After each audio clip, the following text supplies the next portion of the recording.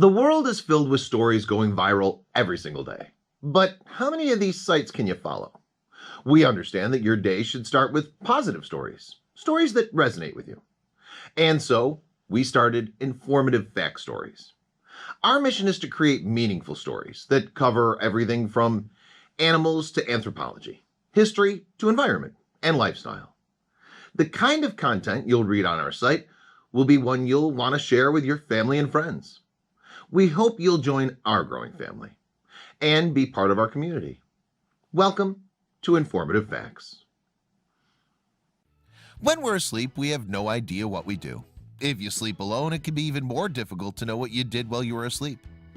Most people will roll over every few hours when they get uncomfortable while they're sleeping. There are some who talk in their sleep, and some who even walk in their sleep. It's impossible to know exactly what happens while you're sleeping because, well, you're asleep at the time. This young girl was going to sleep each night, and in the morning her parents would notice new bruises on her body. Now at first this happened only occasionally, and the bruises were pretty light, so they didn't really worry about it. Most days you couldn't see the bruises unless you really looked up close. But over time things got worse in more ways than one. The girl's bruises were getting worse and they appeared more frequently, and this brought all kinds of trouble to the family. When the couple would send their daughter to summer camp, she'd wear shorts, and it wasn't long before the staff started to notice those bruises on her legs. Each day that she was going to camp, she had fresh bruises. The staff had a responsibility to report what they saw to authorities, and while this was happening, the girl's parents were also worried about the bruises. At first, they thought that she might have an iron deficiency that was causing her to bruise easily. The girl's parents made an appointment with her doctor for testing. Before they had a chance to get to the doctor's office, social services visited their home. They explained that they got a call from the summer camp about a potential child abuse situation. The young girl's parents were at a loss for words. They knew that they had never, and that they never would, hurt their child. Unfortunately, though, the proof supposedly was stacked up against them. Since they couldn't really explain the origin of the bruises, it did not look good for those parents. The social worker spoke with the little girl, and she denied that there was any abuse in the home. She explained that she woke up with the bruises each day. When the girl's parents told the social workers that they'd already scheduled a doctor's appointment to find out why she was getting bruises, they agreed to put the case on hold. Since the parents had done something about it, they agreed to wait for the doctor's findings. The girl's parents took her to the appointment, and the doctor ran a battery of tests on her. When the tests came back, they couldn't find anything wrong with the girl.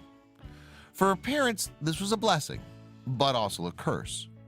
They were thankful that their daughter didn't have a serious medical condition, but that meant that they were no closer to finding out where the bruises were coming from.